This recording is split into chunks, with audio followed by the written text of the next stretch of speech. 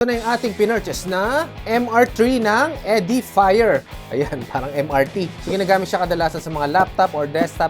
Kadalasan naman sa mga nag-e-edit ng mga music dyan. So ito yung pinaka-latest nila. Bubuksan na natin.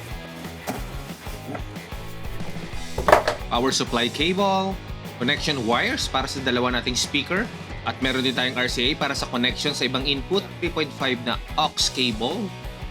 At finally, yung dalawa nating speaker. Ayan, left and right na siya. Bawat isang speaker nga pala ay merong 18 watts na power. So 18 plus 18 yan. At meron siyang 3.5 inch na mid-bass at meron din siya syempreng tweeter na 1 inch. At sa bandang gilid naman may lagay ng headphone and aux in. At lipat naman tayo dito sa kabilang side. Dito naman ang kanyang power button at pag pinindot-pindot nyo yan, maiiba ang inyong equalizer, pwedeng pang music, pang monitor o kaya pwede nyong i-manual ang kanyang settings. At dito nyo na rin i-adjust ang volume natin.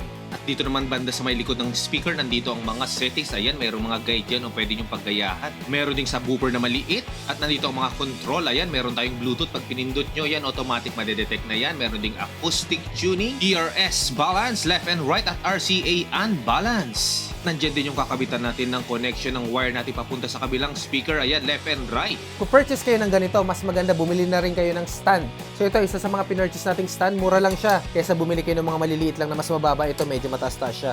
So ilalagay ko sa description yung Shopee link dito. Ganyan na magiging itsura niya. Halos ka-level na ng mukha nyo, kaya ang ganda ng output. Isa sa maganda dito sa MR3 speaker na nilabas ng Edifier, ay meron siyang pinakamalapit na flat na sound. So maganda dito, nakabalance lang yung music. Mong i-download yung apps ito sa cellphone at doon mo titimplahan. Maganda rin pag meron kang headphone, left and right din siya. Madali ring madidistinguish kung ano yung kaliwa at saka kanan pag nag-e-edit ka.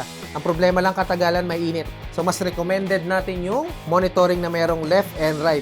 Para sa mga nag-uumpisa dyan, panalong-panalo to. Lalo pag nag-uumpisa pa lang kayo mag-edit ng mga music.